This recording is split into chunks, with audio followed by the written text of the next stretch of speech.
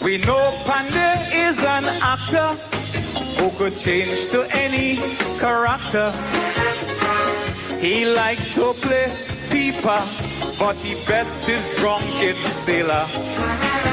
But since he start making these blunders, Jones P, the guardian, and now teachers, I hold my head and I start to grieve. Since the glass is gone, he can't bob and weave. Cause he can't see Venezuela shooting fishermen. You signing treaty, them getting sport. They get a shipment of some machine gun to shoot we men. You make we guard it in we airport.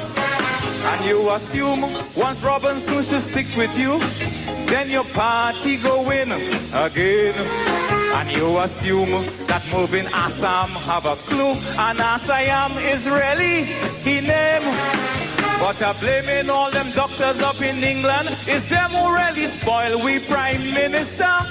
They went and called the blood bank for Pandey operation, when they should have called in Angostura.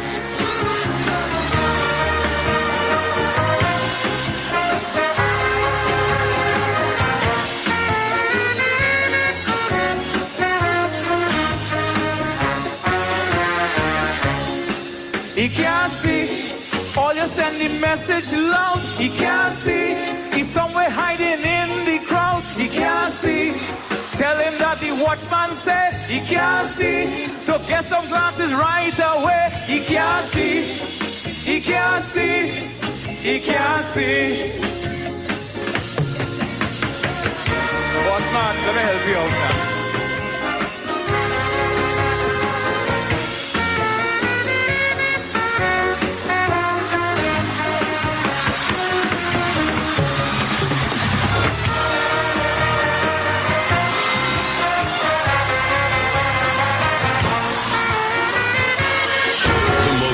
Influential name in talk radio is I-95.5 FM. This Sunday on episode 21 of I on Dependency, reality radio at its best. We interrupt our scheduled program to moderate an important conversation about the institution and its members charged with the task of law enforcement in Trinidad and Tobago. This Sunday, two former police officers joined forces to speak their minds and empty their hearts about the service to which they have given decades of their lives. This is Wayne Hayde, also known as the Watchman, and I'm very concerned about the things taking place in the Trinidad and Tobago Police Service. So I will be on Eye on Dependency this Sunday to share my concerns and to make recommendations. This is a friendly intervention, so please don't miss it. My name is James Philbert. I am concerned about my police service, where I served for 43 years. I am bothered by the things I experience, see, and hear. I will be on Eye on Dependency this Sunday with Garth and Natasha to discuss these issues. Don't miss it. Can these men provide the inspiration for an improved quality of service from police? Listen live this Sunday from 10 a.m. on I-95.5 FM or watch live on the Eye on Dependency Facebook page or YouTube channel. Eye on Dependency. We don't just share stories. We change lives.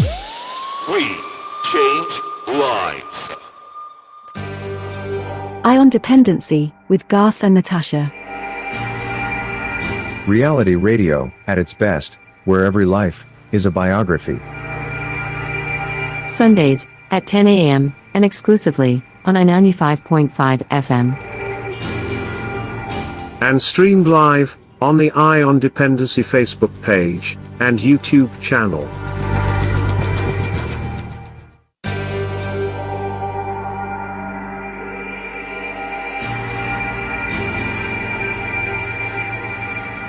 Good morning, Trinidad and Tobago, and welcome to Eye on Dependency, right here on I-95.5, live on the Eye on Dependency Facebook page and YouTube channel. Good morning, Natasha. Bego, happy Sunday to you. And thank you very much for joining us. We thank Storm and Tom, as usual, for his stint and all who came before us. And we are going to take it on from here until 12. One of the highly anticipated programs that we've ever done is about to begin. Mm-hmm. And they have already joined us online. We'll be speaking via video call to former Acting Commissioner of Police, Mr. James Philbert, and former, you know him as Watchman. You heard a piece from him just a while ago. Stormington was gracious to play it for us. And who left Trinidad and Tobago Police Service as a corporal, but he has done a lot for himself. He's out there in Uganda, and he has joined us as well. And it's very interesting that we want to lay on the table up front. We are mediating this conversation, and I repeat, conversation. This is a carefrontation and not a confrontation. Yep. This is not, well, let's get our popcorn and bash the police this morning. Nope. We want to make this as constructive a conversation as possible. As possible. And we have two gentlemen with lots of institutional knowledge to do that this morning. They've been doing it for quite a while off the air. Now we have them on air. They are genuinely concerned, and you will hear from them this morning. First, we'll share a short bio from them, about them, so you will have an idea of who we are speaking with and their qualifications. So, Mr. Wayne Hayde, Natasha. Wayne Hayde has over 40 years experience, including legal, conflict resolution, administrative management, policy making, and operational positions at national and international levels. He served as a police officer in Trinidad and Tobago for 25 years, including as president of the Trinidad and Tobago Police Service Social and Welfare Association. He has served over 15 years with the United Nations in Asia, New York, the Middle East, and East Africa, where he is now. He drafted laws including firearms, road traffic, and juvenile jurisdiction for Timor-Leste, investigated war crimes against humanity, and protected victims and witnesses in the criminal tribunal in Rwanda.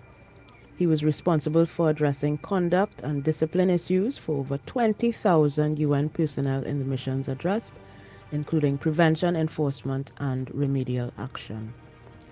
He holds several advanced degrees. I could not list them all. They include a Master of Science in Security and Protection Management from John Jay College of Criminal Justice in New York, a Doctor of Business Administration from California Southern University, and is currently reading for a Master of Conflict Resolution and Peace Building from Kampala International University in Uganda.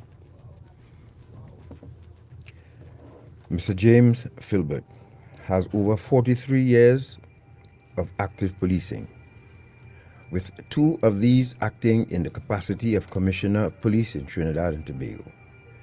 This experience has prepared him for a multiple diverse challenges in the area of national and public security, with emphasis on the detection of transnational organized crimes, border patrol, marine interdiction, management of illegal weapons and narcotics, human trafficking, and crime scene investigation.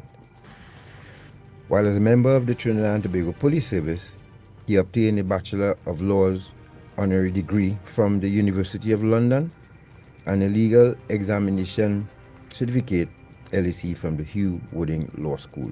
Now, we have not done justice to these bios, ladies and gentlemen, because these gentlemen, Mr. Hayde's bio is 3 pages long. But we want to give them the time, so much time we want to give them this morning, and Mr. Philbert, same thing, very long bio. These gentlemen, been there, done that. But we want to give them enough time, so reading their bios in its entirety would take up at least half an hour, I'm sure. So, as we just abbreviated it, I hope it did the gentlemen justice. I hope they feel justified by what we just shared with the public, and anything else that they feel they need to, they are free to do so. Without further ado, let's welcome former Acting Commissioner of Police James Philbert and former police officer Mr. Wayne Hayde. Good morning, gentlemen. Good morning to Garth and Natasha. Good morning, Mr. Hayde. I see you. And that dog is not my dog. Eh? No, that's my dog. Garth, I want to say good morning to your listeners. I understand it's global. Yes. And I understand it's a well anticipated program, as you said. I've had people extend to me certain things they want to be discussed. We'll try. As you said, it is not a confrontational thing. I want to say to the listeners, and I know a lot of them are police officers, I will say some of my experiences, not all of them. And the reason I'm going to do that is to show to show that what will happen, what happens when we do not pay attention to particular issues, or we do not try to deal with them or try to throw them under the mat, which is not good at all, right? This whole exercise, as I understand it, is to improve the police service, to open the eyes of those who are there, to inspire them to do better, because I want to congratulate them too. They are doing well. Yeah, before I go further, if you permit me, I would want to extend condolences to the family of a very prominent police officer, Miss, I keep forgetting her name, Marjorie John. Mm-hmm. Oh, she who passed away? today, at the age of 80. Oh, wow. We don't get often to do justice to our past police officers. Marjorie John was one of the second batch of officers who joined the police service. Yes. And she joined in 1955, I think in 57. Her regimental number was 5379. She retired in 1982. She was a Bestic winner. She was assigned in 1980 to train female intakes of the regiment. And Marjorie John was known for her prowess in sports. She played every sport that you know. She was extremely physical. She played table tennis, represented Trinidad in table tennis, netball, basketball, lawn tennis. Marjorie John rode bicycle. She shot rifles and won prizes. She played hockey, and she represented Trinidad in a number of disciplines. And Marjorie John was inducted into the Whitco Hall of Fame. And we want to say to our family that she had had a wonderful life, which ought to be celebrated. It's sad that she's gone. I understand she was looking forward to this program as well, because I had regular conversations with Marjorie. Wow. And I had opportunity to celebrate birthdays with her on several occasions. So I just want to see that. Farewell, Marjorie. Thank you very much for saying that, sir. Yes. Marjorie John is a stalwart, really, and such a vibrant, even into her advanced age, vibrant, feisty lady. She was. Farewell, Marjorie, and to her family, we extend condolences. So, gentlemen, let's get this started. So you're going to give us a brief history of the police service, please, just for for those who still. It's a history of the police service. If you go into detail, we spend the whole year with it. But policing in general has always been existent where there was some form of government, whatever it was. And history will also show that even in the days of slavery, when there were proprietors who owned slaves, and that was because of the nature of business. They had some idea that they needed whatever their government was assistance, and there were bodies put together to establish to recapture slaves and to discipline slaves to some extent. And further on in life, you had different societies setting up police forces. United States did theirs in a particular way. We came from the English more so thing, because we had in the days of the French who were before the English, and we know the history of the French, the Spaniards, and so on. But the English pattern is what we more or less absorbed, coming from Robert Peel in 1844 and his Act of 1829, I think it was, or 49, where he did establish a police service in the Metropolitan Police Service. And the English, we adopted that in Trinidad, and our police service, at one time, the history showed there were 6 police officers, and it was more confined to Port of Spain, the city, or St. Joseph, the capital, if it was. And then over time it extended with duties like all kinds of onerous things. Even the police were once postmen and firemen, and were concerned with keeping the streets clean and all of that. In modern times, more into the 60s, we saw where the drastic change was made, where they separated 1st and 2nd Division officers in the service. And then there was an act in 1965 which did a lot of establishment as to how the police service would operate, and so on. So we can look at the police service in the sense of, and perhaps that from 1970 there on, we had the first black police commissioner. Prior to that, there were colonial staffings at the higher rank. And there was a time when the local persons perhaps could only have reached what you call the inspector, and so on. So that has changed. So that is the more or less what the history of the police service is in a brief sense. Mr. Philbert, where was Tony May from?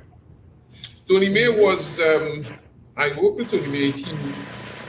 I believe Tony May originally is family from outside. I don't know if he grew up in Trinidad, but he appeared to be Caucasian to me. Yes, he was. Okay. So the remit of the Trinidad and Tobago Police Service.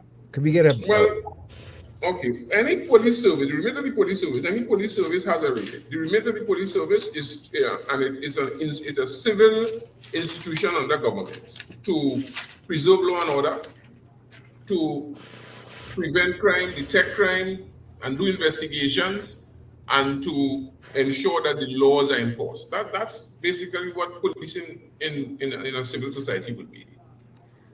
And to add to that, sir, there as a paramilitary service, as it is often described, I think citizens tend to lose sight of the fact that it is a civilian force, for lack of a better word, or service, meaning that police are meant to protect the citizens, yeah? Yes. And carry out their duties in alignment, quite different to how the military operates. Yes, of course, it's a whole different ball game. Yes. As a matter of fact, it is well known that in societies where you see the military merge with the police or prominent on the streets, it does tell you of the state of law and order, state of crime. And it is meant to be temporary. When things reach a particular, it's meant to be temporary. And of course, one would expect that the civil police would assume their responsibility in a particular time. That's the ideal situation. Now, Mr. Philbert or Mr. Hayde, who could tell us about now? You spoke about, you give us a history of the police service, but now we have a modern society. So the demands of a police service in a modern society. Could someone speak to that, please? Well, things, basically it would be the same. And what you would look at is to see what the demands are. So that in today's society, one of the most prominent things would be technology. It would be more concerns in terms of activity, various types of activity. And therefore, whatever changes with society would impact on your aspect of what policing would be. You have, so in a particular time, you would have more communal systems, people knew each other. It was, there was the village concern. What you call community policing was a natural thing. The police were prominent in the district, and the police were present at almost every function. Christian, you probably would have the sergeant as the godfather and so on. And in village activities, you'd have the police there probably playing cricket and so on. It still exists.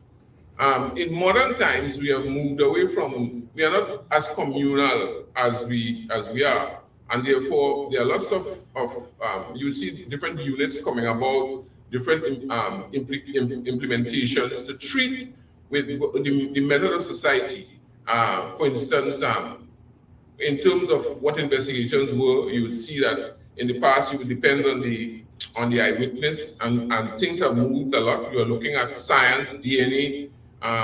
It was fingerprint at the time. Now it's bio, and policing would incorporate all of that, digital systems, to serve the purpose, so that as long as society moves, the police implementations should move in line or even ahead of it to keep things in order. But then station diary still exists, Mr. Philbert. Indeed. All right. I heard somebody laugh, but I can give you a story, and I would say these things because in 2003, I was sent to act assistant commissioner in San Fernando, and I had done my studies at various places, one of them being in Canada. And I suggested to the then commissioner, Mr. Guy, and he was very, very accepted. He accepted what I said, that the station diary, as it was, is something that we should try to replace by the computer records. And there were several good reasons for that. And I told him, I said, look, there are challenges with, there's a standard order that regulates the station diary and a number of things that we will talk about too. And the station diary effect is that it's easy to misplace, it's easy to disappear because it's a record that people take up, they go with it, you can tear a page out, it has happened. It impinges on the environment because you need about, I don't know, probably about 4 trees to cut down to make a station diary because it's a huge book. It's recycled paper at a particular time, it's difficult to store. And if we have computerized records, the commissioner sits in his office and could explore the records of every police station there, wherever it is. And we can implement the same regulations to that record as we implement with the writing of the book. It didn't go down too well with a particular person. And he told me I was a madman. So I do not understand that it is not being at least contemplated seriously for many good reasons. And I'll tell you that we have had laws that have come to impinge on police records for disclosure, the Freedom of Information Act, and you want to catch those things easy. If we have those records, the minute somebody makes a request for that, it's easy to find. And what I saw in some of the foreign police services that they had someone on the side doing some writing, but basically that thing was transferred onto the computer, and everybody anywhere as police officers had an opportunity to read it. And I'll tell you what's good about it as well.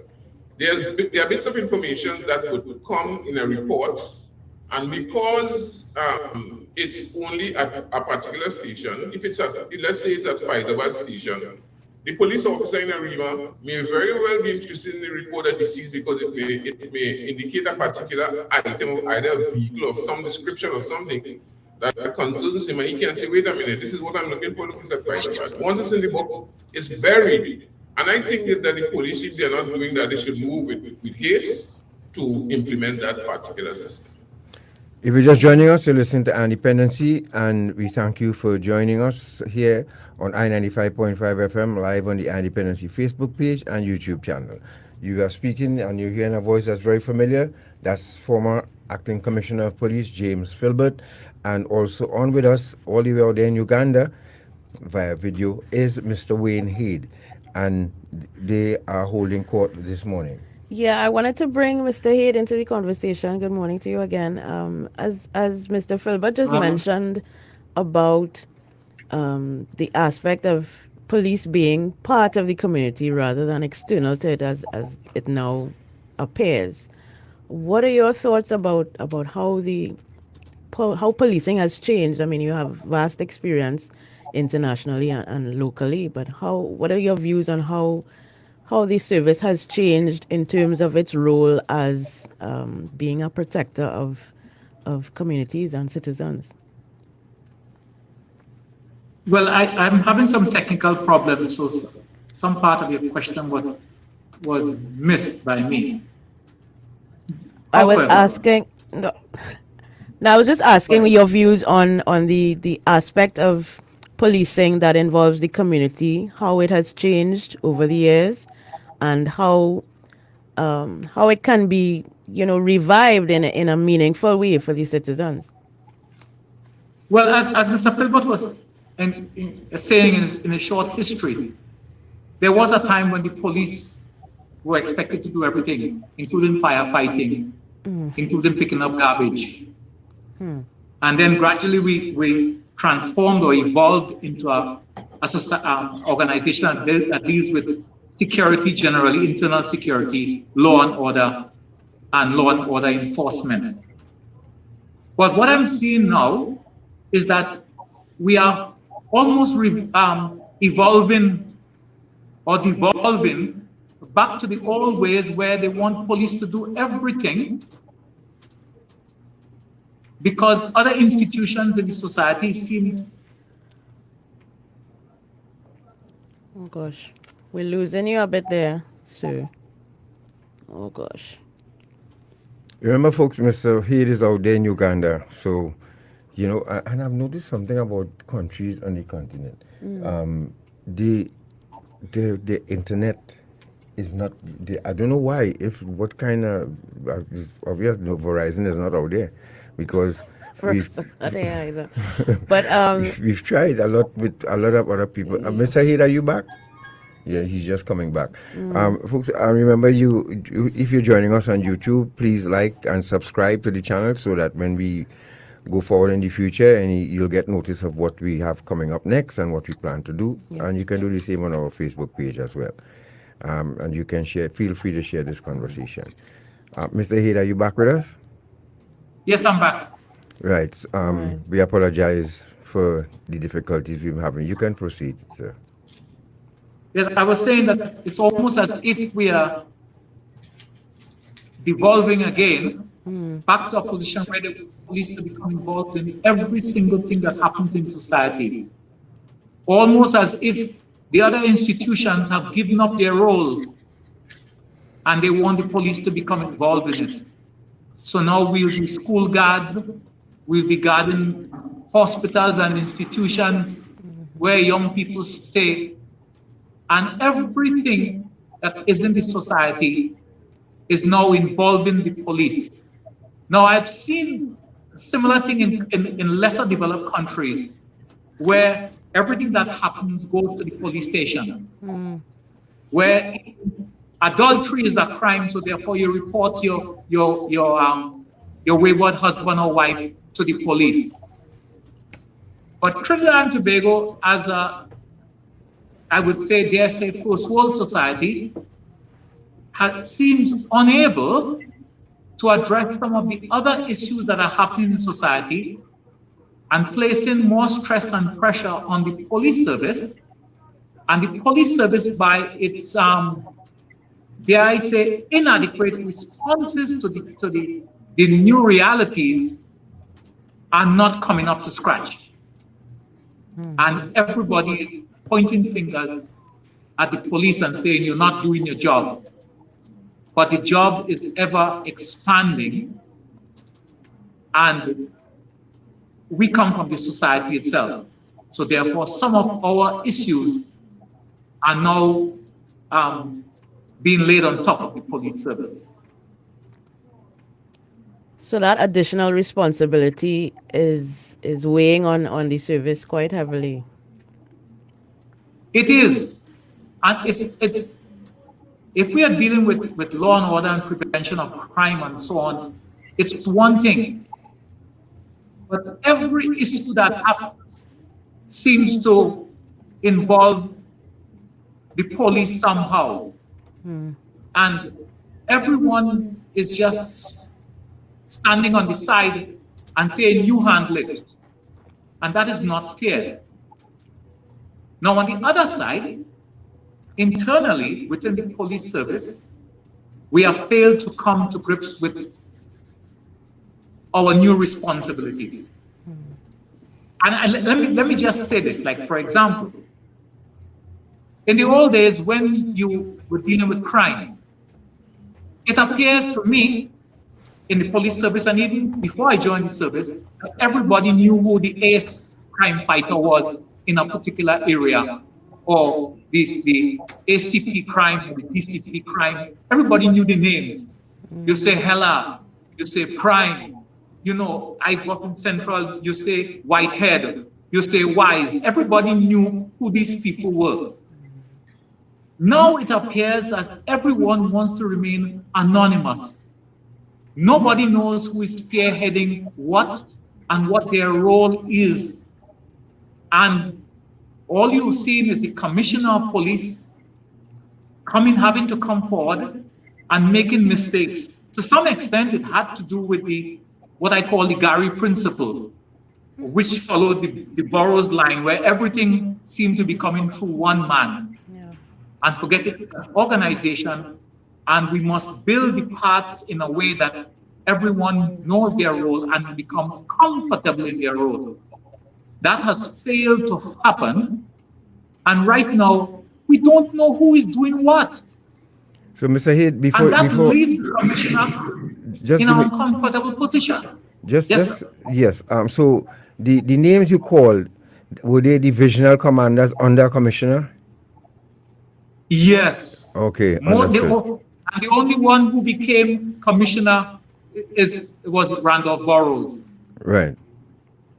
But when you say David Jack and you say Headley and you say Prime and you say Bob, everyone knew, even within districts, everyone knew who was responsible for what and who. And I'm not saying that it must only rest with one individual. The point I'm making is that we have an expanded executive in the police service and we don't know who they are. We don't know what role they perform. And when I say we, I mean the society. We lost him again, but yes. And it became even worse during the time of Gary Griffith. I agree, and what you're saying is quite true in terms of the average citizen's knowledge about who are, that Sesame Street song, who are the people in the neighborhood. We don't know who our police officers are. There's a police station a stone's throw away from our home, but we don't know who the superintendent is at that station. And you mentioned, yeah. And you mentioned the former commissioner. Could you expand on that? What you mean by it got worse under him? It got worse in my opinion, and I am here of Gary as commissioner, but I felt I was also critical of the Burroughs approach, where one small group became the linchpin of the service to the extent that all others were relegated. And therefore everything came through one spear, one tip. And if you look at in foreign countries, when they have incidents that occur, a lot of times you will see the mayor, if he's the most senior person, being there at the head of the press conference. But he will speak only in general terms, and then he will pass it on to those who are directly responsible and accountable for the particular issue or parts of the issue. And that is where it has gone wrong, where there's only one-man islands now. And I would use the example of Diego Martin because it shows the weakness of the system, as it were. The commissioner should not have been the person having to say anything in that matter. There is a divisional head.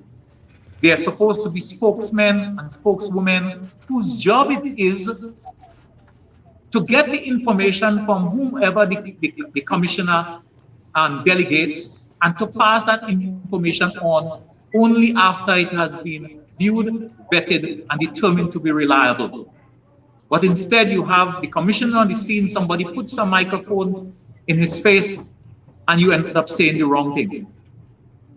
And that is because we have not created a team that the country knows. The country seems to only know the commissioner of police, and everything comes down on him. Well, we haven't had a her yet, but everything comes down on that person, which is unfair. I would like to know what happened to the rest of the team, that executive, and they keep quiet, and when Gary left, everybody talking about how bad he was and what he did wrong, but they sat there and allowed it to happen. But Mr. Hayde, the public can I'm dealing with it in that way, in terms of my understanding of the problems in the service, and then we'll talk about how to fix it.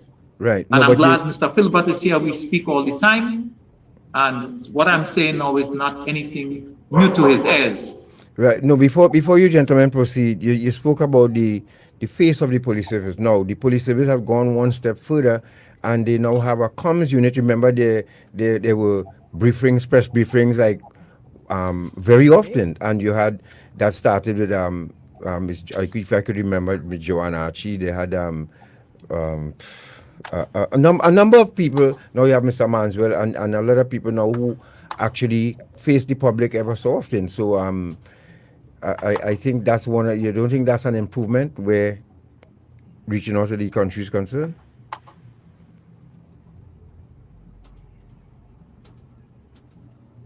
Hello, anybody there? Mr. Hayde, you heard the question, you still sir? with us? No, he's still having problems. Mr. Philbert, could you speak to that, please? You heard Mr. Hayde about the face of the police service now, and I think the police service have gone by, increased their face and interaction with the public relations, in terms of public relations by having this of course. this unit. What Mr. Hayde is alluding to is the timely intervention. So if you have a body that is charged with that responsibility, the question comes up as to why was the commissioner Indigo Martin or wherever he was talking on the issue when that body, and I've seen it abroad, the commissioner comes out at particular times, but the training for that body, he says that body is the first body that gets the thing correct, you get the information correct, and respond to the media. And of course, the commissioner will at a particular time speak to them. And I think that's what Mr. Wade is alluding to. It's not Mr. Hayde. Okay. It's not that they are not there, but it has to be what you call, let's say, fit for purpose. Right. So that on the spur of the moment comment should not happen until yes, I heard. Understand that. I'll tell you, and the commissioner at the time did not have the correct information. And of course, we saw what happened afterwards. Right. We saw what happened afterwards. So let's speak to the public confidence in the police then, because the public confidence in the police service is should be of utmost importance, not only to us but to the police service as well. So, what about public confidence? How do you gentlemen see it from your eyes? Mr. Hayde? He loves. Let me go with that. This is something that has been a beaten topic for years and years, and I'll tell you, I dealt with it in a particular form, but it takes more than the commissioner of police to treat with it. Now, the commissioner of police again, and he has his remit, but public expressions about the police emanate because of how the police are viewed. And a lot of times it's because of how the police behave, what they say, and how they treat people. I have had in my time, even as a police officer, I can tell you, as a police, I think Mr. Hayde is making an adjustment there. Yes, he is. As a police officer, let me tell you, as a police officer, I was in the rank of an inspector, right? I'm saying this because when people make comments and people make complaints, some people see, that's a one-off thing. It might be to one person, but it shouldn't happen at all. It really shouldn't happen. I went to the Chaguanas police station with a friend to visit his relative who had a problem. And when Mr. Philbert, hold one second. Mr. Hayde, can you mute your microphone, please? While you're settling in? Okay. Yes, While I'm thanks a setting lot. up, yes. Okay. Mr. Philbert, go ahead. Right. So I went there, and I asked the city inspector, who was a popular person, as Mr. Hayde would tell you. He was a man called the Phantom, Inspector O'Connor, well-respected inspector in Central Division in those days, tall man. And I was told to sit and wait. And after about half an hour, I observed that no one was doing anything. So I got up and asked to see him again. And the female officer said, "Did I not tell you to sit down and wait?" I said, "Well, ma'am, I want to see him because it's important." I didn't identify myself. And of course, the officer didn't know who you were. She didn't know who I was. And she said, I was a detective inspector in the. And she said, I'm going to lock you up because of some disorderly conduct. And I said, "Well, ma'am, I just want to see Mr. O'Connor. And at the same time, the phantom came out and said, he said, Philbert, what happened? But I said, well, I'm going to get locked up. He said, for what? I said, because I want to see you. Now, Wow. those things happen. And when you examine it, you are asking yourself, what was that about? Why should that happen? Okay? And therefore, you hear people complain about these situations. And I'll tell you one of the reasons that we have discussed about that always is because the area of the, well, you know, no longer what they call it the charge room, but they call it the reception area, which makes it even more significant that things should change. That there should be somebody there, some sergeant or some experienced corporal who manages those situations. And a lot of conflict happen in the police station with people who come to make reports. And sometimes things are done in a way that it ought not to be done, because people come into the station for various reasons. There are people who come into the station crying. There are people who come angry. There are people who come distraught. There are people who come confused. And the police officer should be that receptacle to understand that people will come and do with those kind of dispositions and know how to treat them and to reduce conflict. And rather than the person coming to the station and end up in the back of the cell, and you hear these complaints all the time. So I am not saying what I have not experienced. And perhaps if Mr. O'Connor didn't come outside, I would have a conviction. I don't know, maybe. At least I would get locked. Yeah, well, and that is and imagine you are former assistant commissioner of police. I'm sorry, you are former acting commissioner of police, and Commissioner of Police. Or a commissioner of police. You are former commissioner of police, and the mere fact that a young officer did not recognize you, is it institutional, a lack of institutional what, for want of a better term, speaking of those who went before them? I want to speak on behalf of all retired police officers. Right. All retired police officers.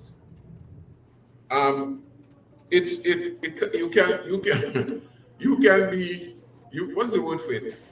You can be destroyed by even expressing to certain police officers that you are a retired police officer. Why is that? That can, and a lot of rank. Mr. Hayde? Yes. That what they tell you is X is not a rank. Yes.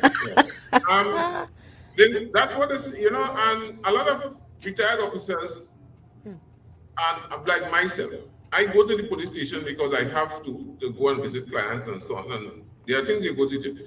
But a lot of times you would prefer not to go because you know, and it turns out to be the kind of, you know, the Chinese shop thing long time. My mother sent you by Chin, and you say, Chin, my mother sent it. There's a confidence that if you go to trust the young cheese, you'll get it. So right. You want to know, even now, people tell you, and I'm going to call the police station, I don't know who will answer me. All right? And these are real things. Now, recently, I'll give you examples. I don't want to take up the whole morning, but I'll tell you because it's real. Recently, and my neighbor called me at 2 o'clock in the morning. It's a female. She and her sister live in a house. And they say, Mr. Philbert, look, they're cutting the cable. But we know what it is now. They're cutting all the cables. They're on top of my fence cutting the cables. I called the police station. And I was told the police would come. After 15 minutes, the people called me again. I called back the station. And the police officer said to me, they're on their way. I said, good. And the people said, look, the police come, but they're not, the cars that the people have are right here, but the police pass them and go on somewhere. I said, call back the station again and said, look, those cars there belong to the men who are stealing cables. The police came back to the station. The people said, look, they have left. The police, I called again. I called 4 times. 4 times. And eventually they called and said the men jump in the car and drive off. When I called the 5th time, the police officer asked me if I can get the number of the vehicles for them. No. I am bewildered. But I want to congratulate the officers in St. Madeleine who did quite the opposite recently and even found firearms and ammunition in a car. So that I had to answer to my neighbors about the police behavior, and I said, I don't know. Now, God, let me say something. The police are, not constrained by law and by what the regulations is to solve crime. Police have to be smart. And I have known that in investigation, I've done a lot of investigations that have been successful. You have to use a lot of craft to deal with criminals. It's not just ordinary, right? I went to the police station recently again because I had to execute a civilian arrest. A man stole my crop. I took him to the police station. I invited him to go. He said he would go. We went. And when I got there, and I told the officer what happened, the man said in front of the police officer, I didn't thief so much. Police officer takes him to the back of the station, comes back 50 minutes after and tell me, Mr. Philbert, the man said, you thief your thing, you know, you're the guy with this. And I am amazed at saying, wait a minute, this is the same man who told the police thief the mangoes. It goes further. So I get a witness, and the witness is complaining to me that the police wants to know what kind of mango it is. And, you know, and the young man who is a witness is 20 years, and he's saying, Mr. Philbert, what kind of police only have? I said, look, let me, you know, let's, all those issues, and people tell me when they go to the station, how they have a star chamber kind of interrogation, you know, a French Inquisition kind of thing, and they end up believing that they have done something wrong. Yeah. So they don't like to go to the police, they don't like to call the police, they don't know, they don't have anxiety. This is something that should go and it can be dealt with quickly. It can be dealt with. Agreed. And I think for regular citizens like myself, you know, every interaction you have with a police officer is going to determine your general view, and what you see on the news compounds it, you know. Yes. Yeah, before we bring in Mr. Hayde to hear his comments on this, because we could get thousands of messages from citizens who would have experienced the same thing. Yeah. Now, what I was saying to Mr. Mr. Philbert, we expect our police service to be like the brand of that famous international chicken that has a franchise here too as well. So when you go to any branch, you expect the same taste, right? So you go to buy that fast food in South, it should be taste the same as the one at Independence Square. And that is what we expect from our police service, that any police station that you go in, you should expect that same response, that courteous, welcoming response. Why and how, Mr. Hayde, what happens? Where does it change? You were a foot soldier, you were on the ground, what happens when an officer leaves the academy? Because I'm sure you all tick the boxes, yes, just to get in the service. Once you get that uniform on and you are put in a station to work, whether it's Port of Spain or San Fernando, what changes? The officer. Mr. Hayde? Oh gosh. Mr. Philbert, could you take that?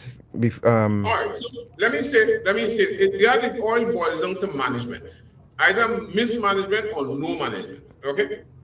So you go to the police training college and you meet a lot of excited people who tell you the reason why they want to join the service because since they're born, they want to deal with crime and so on, okay? Yes, and they want to serve the country and so on. They're lectured to, and they are released. Now, they're going to come outside. You know, there's something called the rubber band effect, right? You wrap it up and have it nice, but when they're going to go back to where it was. Now, you have to understand that these individuals came from a particular part of society, different part of society, and they would have their own cultural misgivings or whatever you want to call it. They'll have their waywardness, but they are being trained. And in our day, it was 6 months. I spent 8 months. I heard someone on your program some weeks ago say it was a year. It's not a year. It's if you stayed in there for a year, it would have been extenuating circumstances. But it was 6 months, and that 6 months was rigid training. I don't know what exists now, but there was when we went there, you were entitled to 2 days, night pass, and the weekend. There was a day a week you can go and come back the next morning.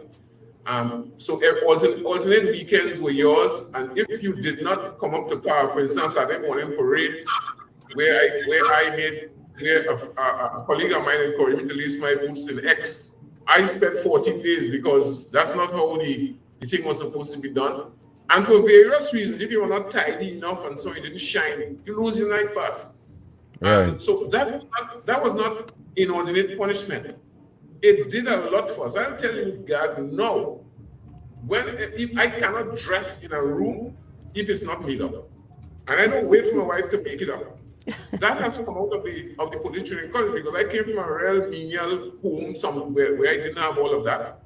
But that instilled a kind of tidiness, a kind of order in your life. And I don't know if that exists. And then we had police people who were training us. They were people with experience. So not only did they know the academic aspect of it, they can give you examples of what to do, what you meet outside. You have people who were in worse areas and will tell you what to expect when you go there and how to conduct yourself and so on. Now, to the point that lots of trainees left the police training college and they were images of who taught them. You know, there was a guy in there, Mr. Maurice, Carlton Maurice, the Kabaka, well-known person for people of my age and so on, and some other very strong people who made serious impressions on you. Some of them, we had them as harsh and gave them nicknames and so on. But God, when you came out of there and you met situations, you were able to deal with it. And then when you came out of the training college, you met people who were waiting for you. Because some of them heard stories of if you behaved a particular way, they will say, look, I'm sending a fellow down by your name, Philbert, but in the barracks here, that fellow, watch that fellow, he's stubborn, and so on. And when you get down there, you would see the sergeant behaving a certain kind of way, and you knew that somebody told him about you. And it went from division to division as well, and unit to unit. So that there were people who managed you and did not let you revolve like the rubber band thing where you just ravel out and you do what you want. And I am seeing some things happening. I'll tell you one other incident. I get them. I went to the police station because a client of mine complained to me that police searched the one-room house when he wasn't present. And he said, I come home and all the things throw over the place and so on. And I go to the station with him and I speak to the corporal detective. I said, did you search this man's house? He said, yeah. I said, well, you had no warrant. He said, no, we were told something. I said, well, why you do that? I said, that's not right. And I referred him to a recent judgment of Justice Guru Singh with the Satmaraj matter and what he said about the searching house, people's homes and the description and so on. And he said he wasn't aware of that judgment, which is another institutional problem. Wow.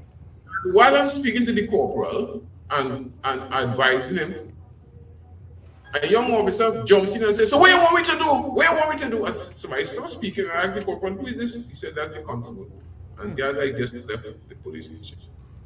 The corporal said nothing to him. Not one word to him. Wow. And therefore, the discipline is not hidden, the indiscipline is not hidden, it's in their face. Yeah.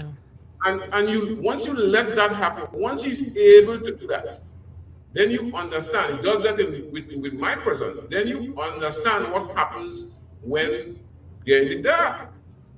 And those are major concerns. And you had another experience when you and your family were coming home one time and you saw a dead body in the road. Tell us about that experience. Yes. It's like 3:30 one morning, and my wife and I coming from police sleep, and I see a mangled body in the road. So she was sleeping. I didn't wake up because I'm accustomed to those things. I looked at it, and I exclaimed. And she jumped. Said, "What is it?" I said, "Well, I passed. I said, there's a body in the road there, mangled body." And I went to the police station, and it took me 15 minutes or so to get attention. I am outside blowing police service. At one time, I saw a curtain pull like you're in a house. Somebody like to look outside. And then a guy came downstairs with no shoes. Yeah, I said, good morning. I just saw a mangled body up the road there. They tell me about that already. And he closed the door and he gone back inside. He don't know my name. He doesn't know me. He doesn't know if I'm the person who bungs the body. I did report it to a senior officer, But what I'm saying, that's all of these things and more are what people experience. And some people may say, well, it's not happening all about. I don't know if it's happening all about. I'm talking about my experience. I'm talking about people's experiences. And the last judgment of Justice Gobin, where she speaks about the uniform. I see it's also that also touches public confidence and with the police, and almost every time somebody makes a statement that comes up, and you're not going to. Let me tell you, your best resources for police resources, the best resources the police have with the public, in all its forms. In all its forms, your best resources, not the Monoka, not the firemen. You see the general public, that's your best resources. They are the ones who will keep you informed and alive. They are the ones that you need to show respect to. They are the ones you need to help. Go. And you know, and helping people. I meet a lot of people who I don't even remember, and they say, "Yeah, you remember me?" I say, "No." Well, so and so time, and so and so time, so and so. I say, well, I can't remember, but who it was? It was good. You know, it's natural that that's what you're there for. When people come to you with problems, they mustn't leave with problems. Yes. You know? Yes, well, of course. I hear what you're saying, why are you going to leave now? You hear those expressions, and you have inquiries perhaps that take long to finish because, you know, I don't know if people are not managing it, and people complain, they say, no, long, I went and report, this man bust my head, and what does that seem to see? Isn't that seem to suggest that this man might very well do something on his own because it's taking too long? I have heard magistrates complain that every time they're seeing people bringing private matters that belong to the police.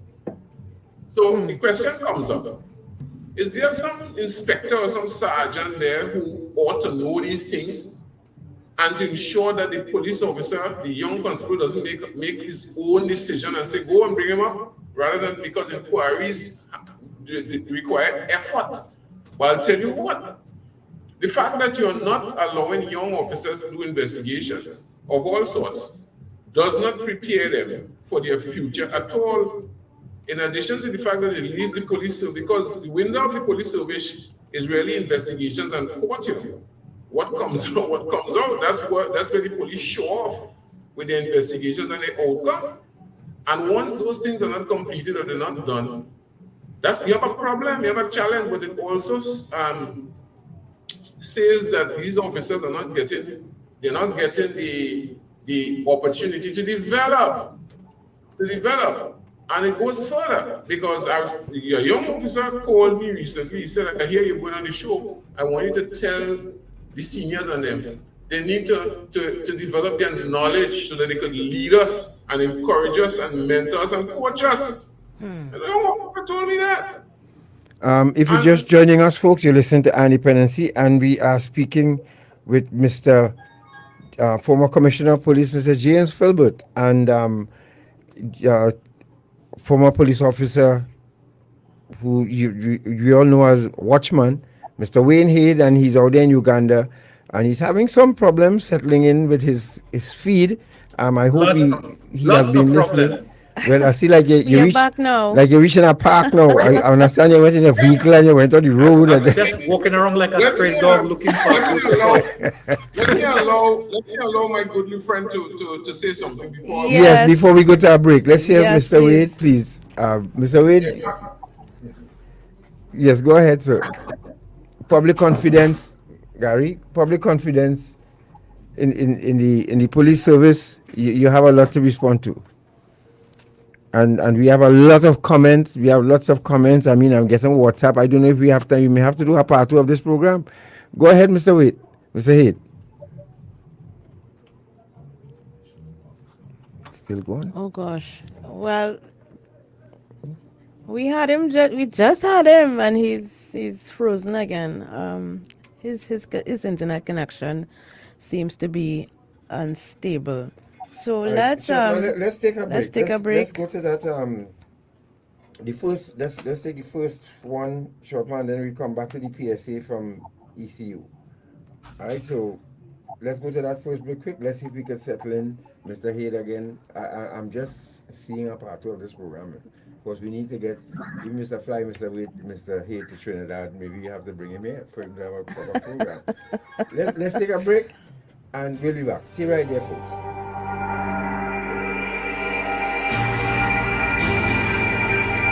Finally, Welcome Relief comes in the form of a scientific-based program that shows us how to manage through the tough, current challenges. Called Habitalism. It features best-selling author on positivity and happiness, Dr. Tal Ben-Shahar, integrated with the award-winning Intangence methodology of Ross. Visit habitalism.me to register now for this free life-transforming program endorsed by the United Nations established University for Peace. Gifted by Guardian Group. Live easy. Go, sona. I come in. And don't give me no attitude there. You have share no manners, boy. I wish I had your touch, boy. You have to groom them. First, you have to target them. Scope them out. See if they have low self-esteem. Family problems, you know? Then you move in and gain the trust. I like your glasses. After that, you feel a need. Some of them like nice things like fancy phones, hairdos, clothes, food. It have ones who only looking for somebody to care and listen to the problems. You feel me? What's important though, you have to isolate them from the people. Let them believe it's all about you and them. I care about you. Then you get through. Nice, nice. Look one right there. Try a thing now.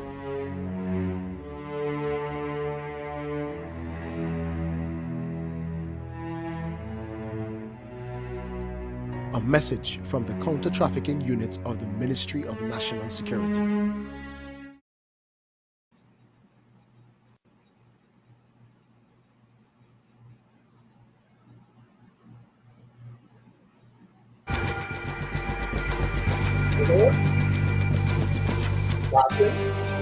Eye on Dependency with Garth and Natasha. Reality radio, at its best, where every life is a biography. Sundays at 10 a.m. and exclusively on I-95.5 FM. And streamed live on the Eye on Dependency Facebook page and YouTube channel.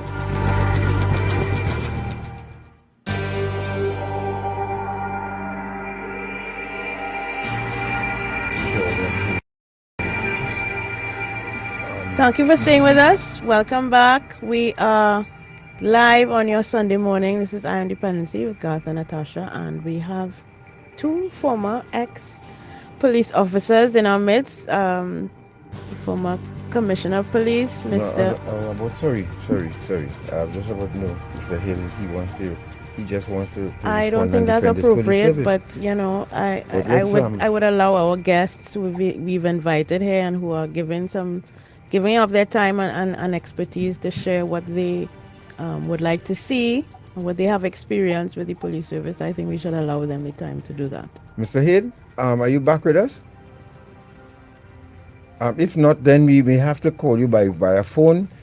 Shortman, I think we may have to resort to that because Or to eliminate the video and just do audio alone. And eliminate the video and just do audio. Let's try that and see, because a lot of people have been sending suggestions on what we should do because they want to hear more of Mr. Hayde. Yeah. And but we're not hearing him and as I said, it seems a perennial problem in that part of the world.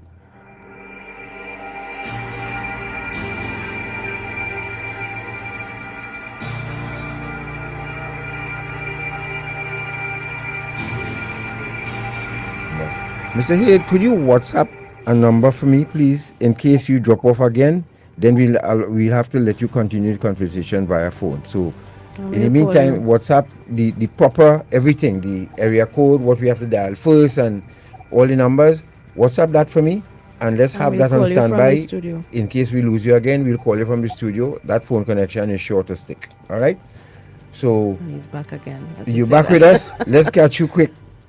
And we were just speaking about public confidence in the police service. What are your take? What is your take on it? Ooh. Mr. Hayde? He frozen again? It looks like it's frozen again. Yeah, it looks like it's frozen again. Ooh. All right, let's... Our apologies for those of you who are watching our live stream and listening to us on I-95. Yes, we humbly apologize for what is happening with Mr. Hayde. We're gonna try to get him on the phone line, so that should be a more stable connection. Yes. So Mr. Philbert, in the meantime, you could continue. Thank you. Can I say all of that just to express what people expect, and the expectations are not high. What they expect if they approach a police. When I was in office as the commissioner, I instituted something called the one-door policy, and what it meant was that you'd have a uniform approach wherever you went. So if I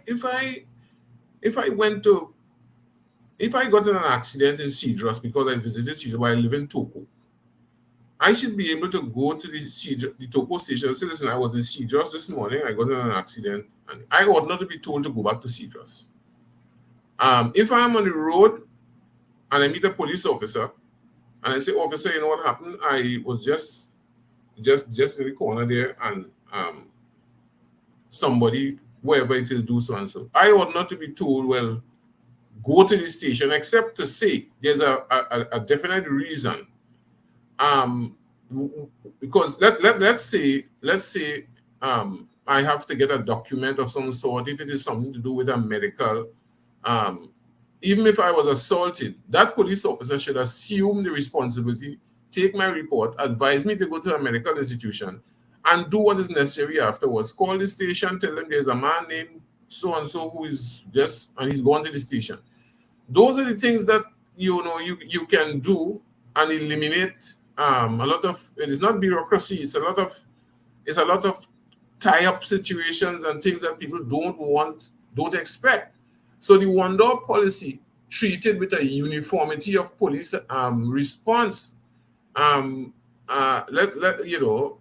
people would expect that to occur to avoid time wasting and to reduce the anxiety. The question of the receipt when you make a report, that was developed in my time, and I have to say thank God to Mr. Ken Gordon. He produced the first 3,000 copies for us. And we went on from there. Now I am seeing people are complaining that they go to the station, they make a report, and they don't get receipt. That was meant to treat with the question again of people saying that they made a report and the police saying they didn't make any report. And then the receipt itself, when you look at the receipt, sometimes you see not the report the person made. I went to the station to make a report of an accident, but when I look at the receipt, I see they have information. What is the problem in putting on the receipt, report of an accident, vehicle number so and so, and so there's shortcuts. And again, that could only occur without supervision. That's like, everybody do what they want, and that must not happen. That must not happen at all. There has to be supervision in those areas to make the right thing happen. And you asked the question just now, why when they come out, they end up being anyhow? Well, I'll tell you, in my time, when I came out, there were officers there who would encourage you to do all sorts of things. And there were officers who would tell you what the right thing is. And therefore, if you have officers who are not being guided, and there were strong senior officers who would tell you what they expect of you. And if you really needed to be in the job, if you needed to perform well, if you needed to have a good record, you would know what side to lean on, because in every place in society you do have negatives, and you have this sort of pressure, peer pressure. You have encouragement to do the wrong thing, but you need to have people to look at what's going on and to ensure that the right thing is done, or you'd have a lot of people who just fall off the edge and do a lot of things, and you see that in recent times. A lot of police officers have been hauled before the court, and you ask yourself, well, why is that? How does that happen? And I'm replete with stories, and like Mr. Reyes, my former batch and colleague would say, you always have a story. Yeah, because those are my experiences, and experience and stories support what you speak about. So yeah, public confidence is something that the police service needs to work on very, very strongly. There are too many comments, too many. I listened to a poll on the radio on your station, which is supposed to be unscientific. And a question was being asked as to whether the public has any confidence that the police will complete the inquiry with this infamous report. And 76 or 74% of people say no. Even if it's unscientific, and the ease by which they said no, I was amazed. That is not a difficult inquiry at all. It is not a difficult inquiry, and I'm saying so that I expect the police to have the acumen, to have the strength, to have the energy to do that.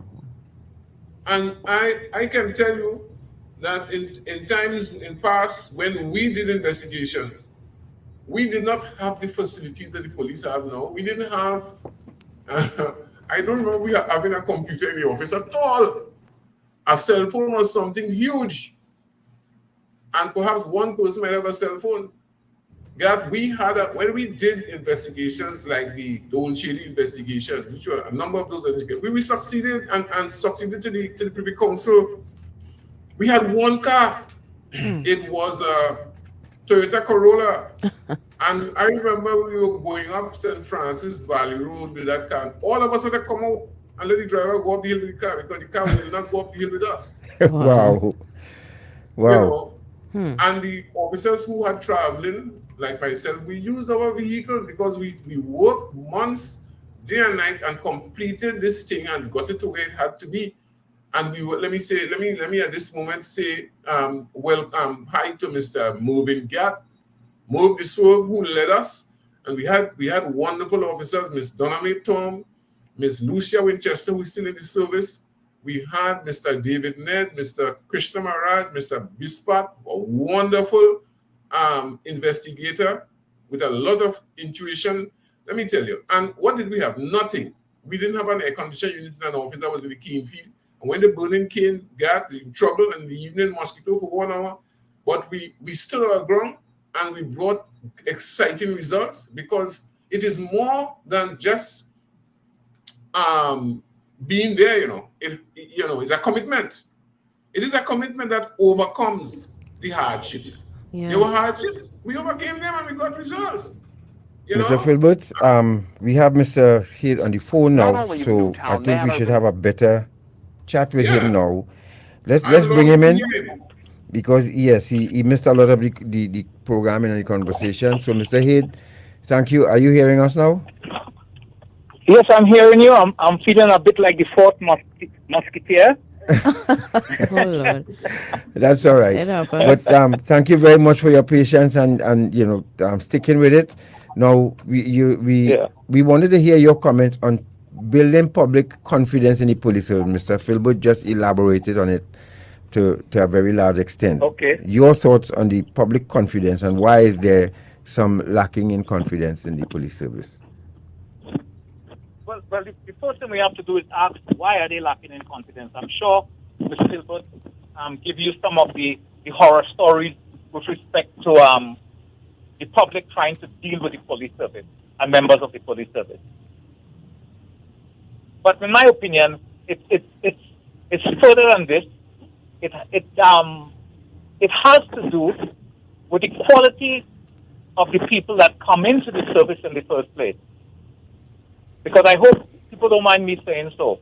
From what I can see from a distance, Trinidad and Tobago, more so Trinidad, has become virtually lawless, where people seem to get caught up in the social media frenzy of filming themselves beating people or attacking people and all the nonsense that goes with it.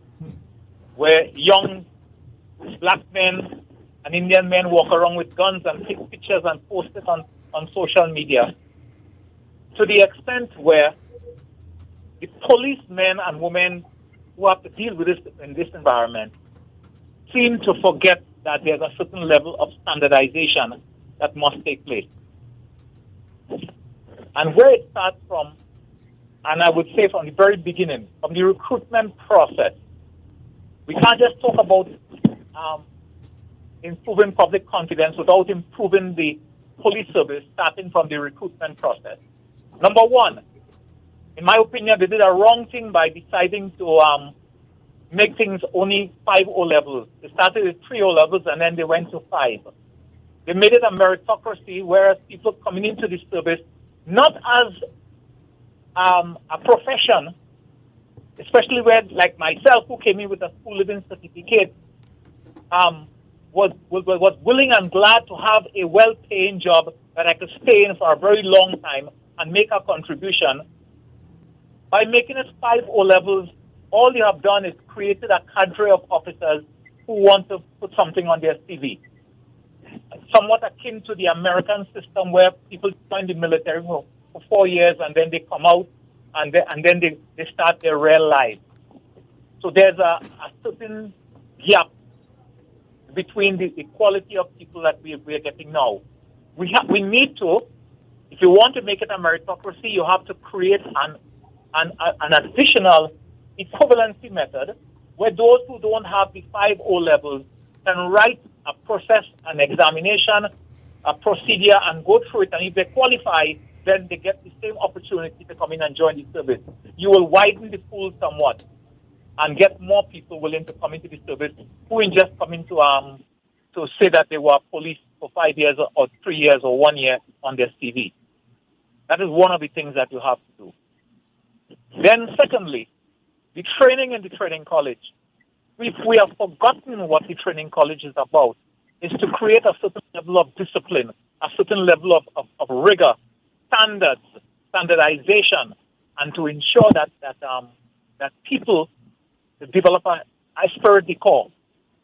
Someone had the bright idea, I don't know following which methods, to decide that, for example, that recruits would not remain in the barracks at night anymore. They would go home in the evening and come back in the morning like they're working in some public office or you know, any other ordinary job.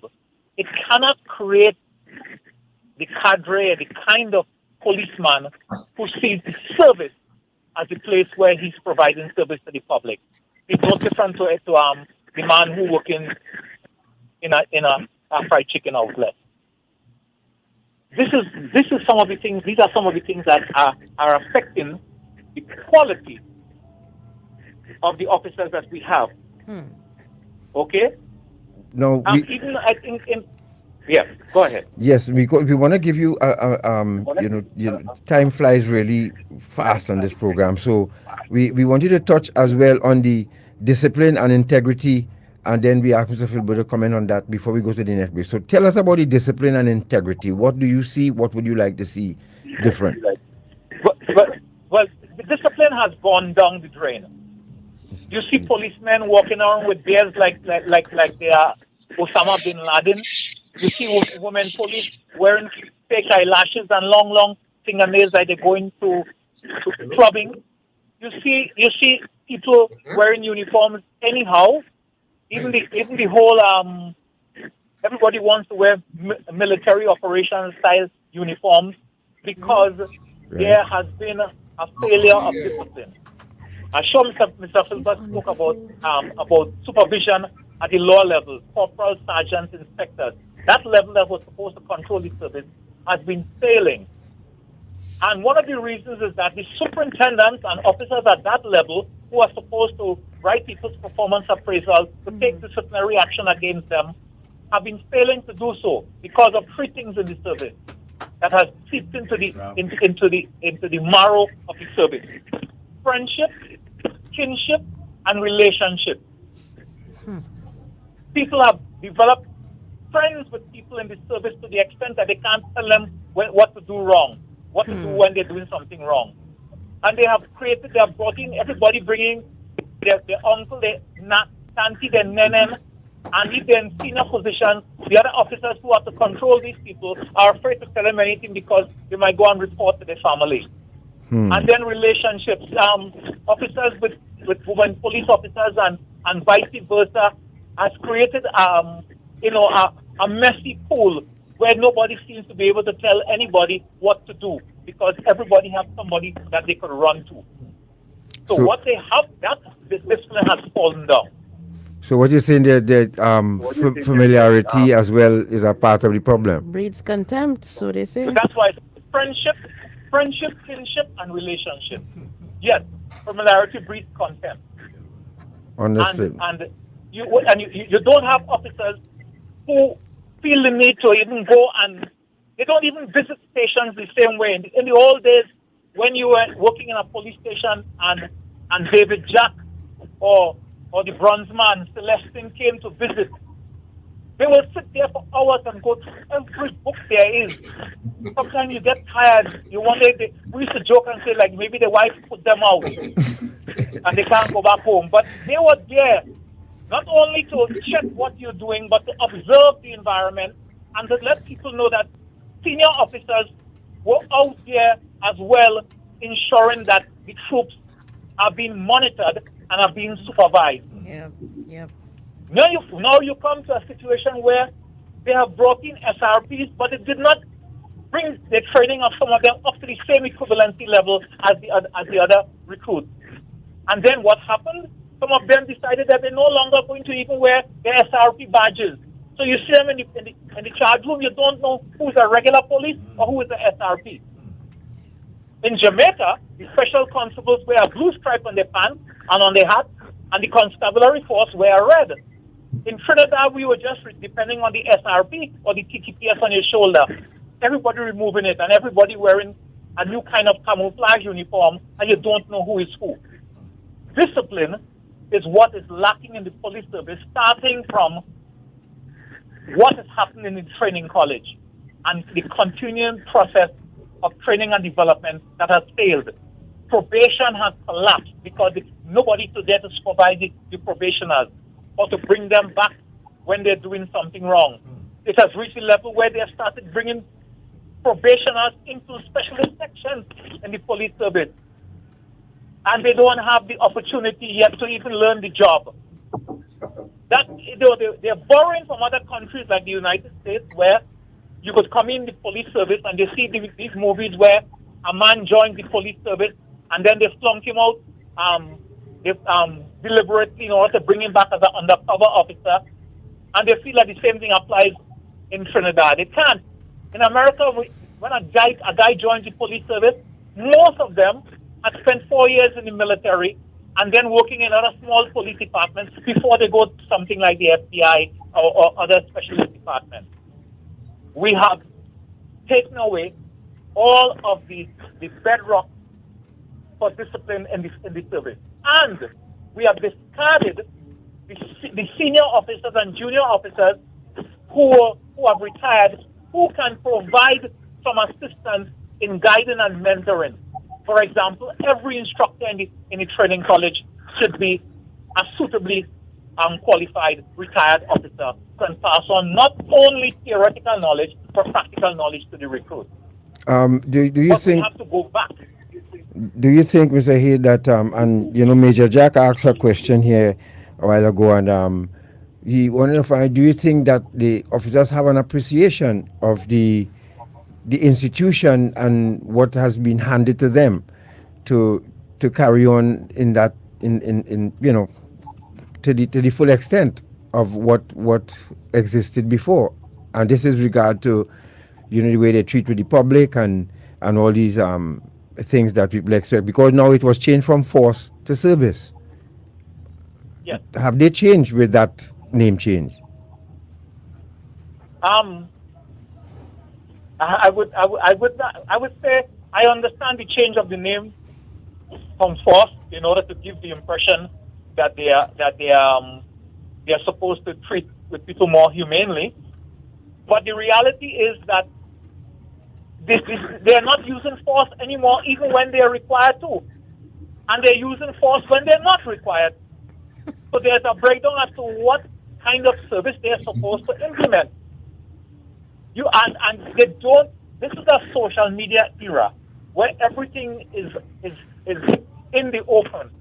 Officers have to be able to adopt a different kind of mentality and a different kind of service. Look, there's a big gun syndrome in Trinidad where every police officer wants to be seen strapping up a major arm. And that does not augur well when you have to talk to the members of the public or serve them or even mediate in a dispute. What are you going to do with the big gun? You'll have to use the gun as a baton, and it looks bad. Where is your expandable baton? Where are the flexi cups? Not only that, if you're on a patrol, not everybody needs to be armed with the big gun. I'm in a country now where you see police officers doing exercises in the road traffic. And they may have two men with long guns, and their job is only to monitor that nobody interferes with their police officers. They don't engage themselves in the thing. I've seen it in Israel when the police came on the scene. The police who were interacting and arresting and beating some of the people who were fighting on the street, they were different from the officers who came out and just had themselves facing the crowd and monitoring what was happening. Mr. Hayde, before we take that break, right? The provost is responsible for training and development at the academy. You think that he understands well? How is that fitting well with his tenure? You think he's doing a great job, or should he improve on what areas? Well, it would be unfair for me to target the provost. What I would say is that he can only operate based on what he is given, right? And some of the mandates that were given to him by commissioners, like for example, that a recruit shall go home in the afternoon, and there'll be no more fatigue, and some of the things that we used to do to create a spirit of the corps and discipline, and other police forces still doing outside, there has been changed. And what you need to go back is to go back to basics. Not all the basics, because we could put the basic standardization onto the new modern technology that we have. So I'm not here to bash the provost. The one who is there, if it's the same person, I would know him well. We worked together for a long time, and I know he means well, and he's a good person. But we cannot civilize the police training college. It is still a paramilitary service.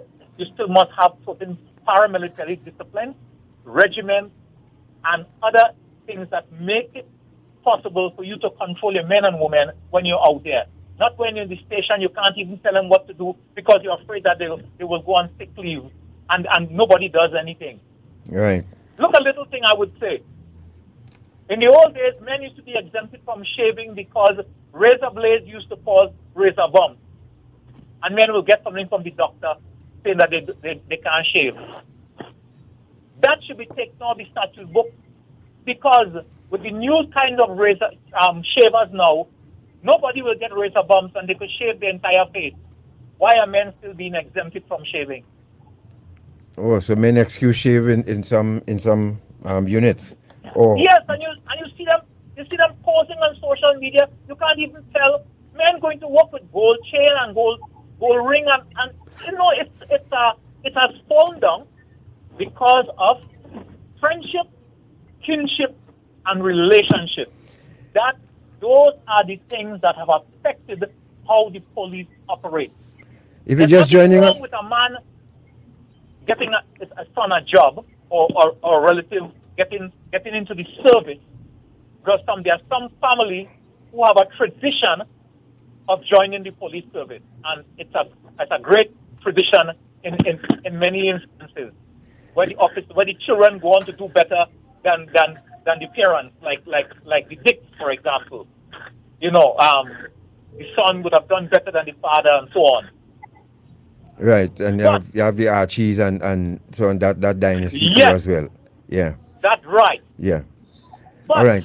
So what you have now is people using it to prevent themselves from doing work, and people being afraid to say anything. That is why so many of the senior officers sat down and only cried in their milk when they felt they were being treated badly by Gary Griffith when he demoted them to the 6th floor and bring his civilian staff to the 6th floor. Understood. Folks, if you're just joining us, you're listening to Dependency, and we are speaking with former Commissioner of Police, Mr. James Philbert, and former Police Officer Corporal Wayne Hayde, you name as Watchman.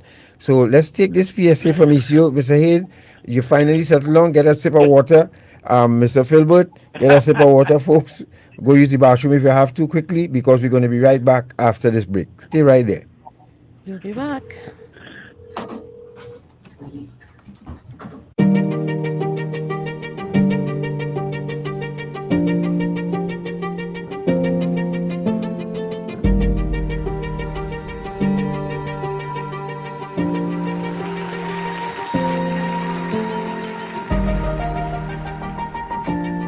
When you work out what Eastern Credit Union is about, which is to do what it can to assist all the members. And when we say all the members, we mean all the members from the smallest level to as huge economically or in terms of the class structure of the society. We have all different types of members. And Eastern Credit Union has been designed to cater for and to respond to all the members.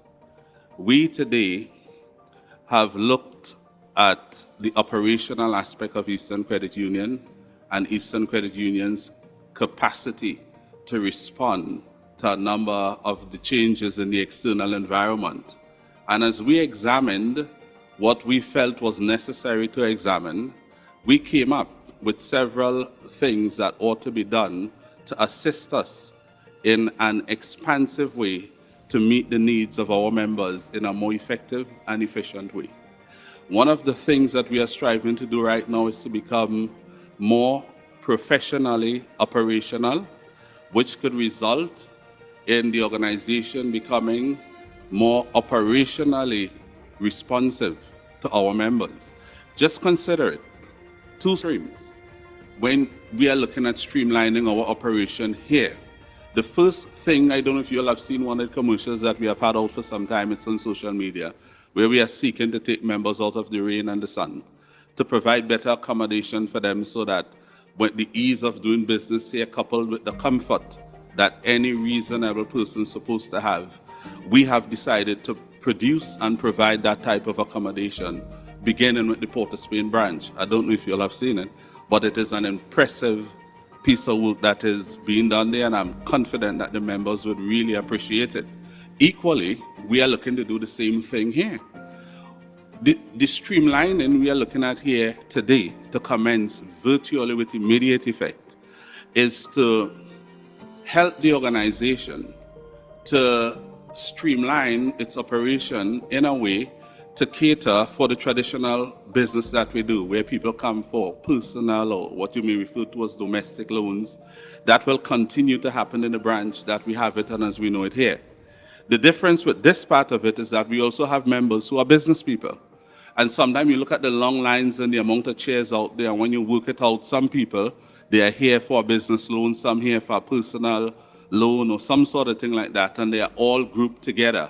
Just try to imagine one of the loans officers across there dealing with a multiplicity of personal loans, whole day, every week.